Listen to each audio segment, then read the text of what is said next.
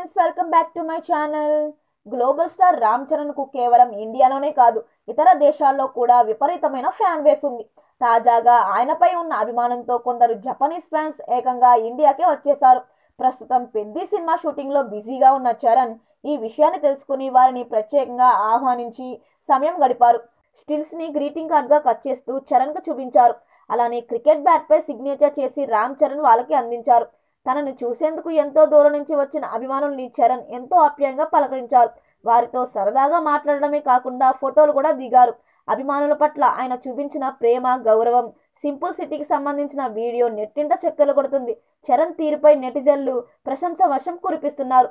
మరోవైపు రామ్ చరణ్ నటిస్తున్న Peddi cinema shooting శరవేగంగా జరుగుతుంది. మరిన్ని వీడియోల కోసం మన ఛానల్ని సబ్స్క్రైబ్ చేయడం మర్చిపోకండి.